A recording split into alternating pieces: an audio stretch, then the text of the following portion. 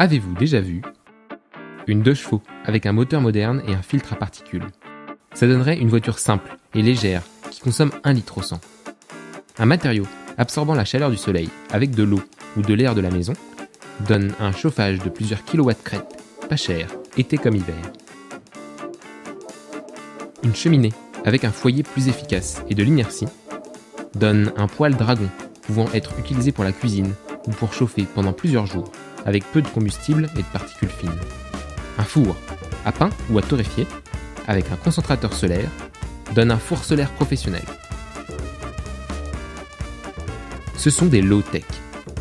Cette approche originale est une réponse aux défis qui nous attendent. Côté climat d'abord.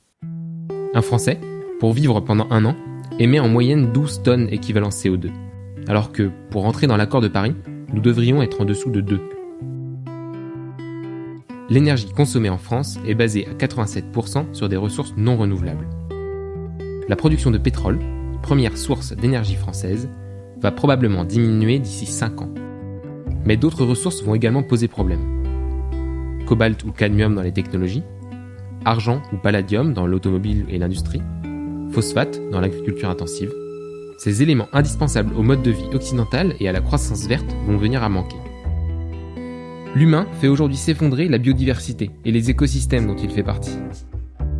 66 millions d'années après l'extinction des dinosaures, le vivant est à nouveau en danger.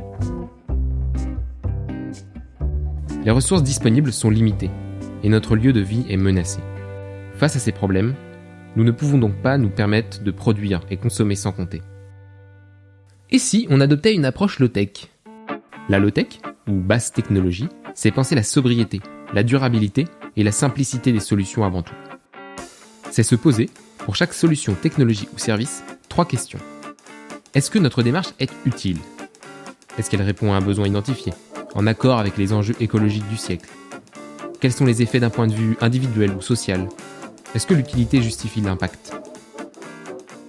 Est-ce durable ?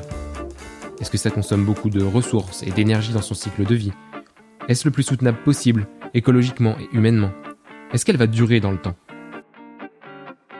Est-ce que cette solution peut être facilement fabriquée, achetée ou réparée ? Est-ce que la démarche nous rend plus résilients, agiles ? Est-ce qu'elle est bénéfique pour nos sociétés, pour notre autonomie individuelle et collective ?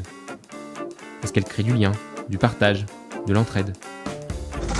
Bref, mix de savoirs anciens et modernes, la low-tech vous aide à devenir plus durable, plus innovant, plus résilient, plus sobre. Les bouleversements ont commencé. Prêt à relever le défi ?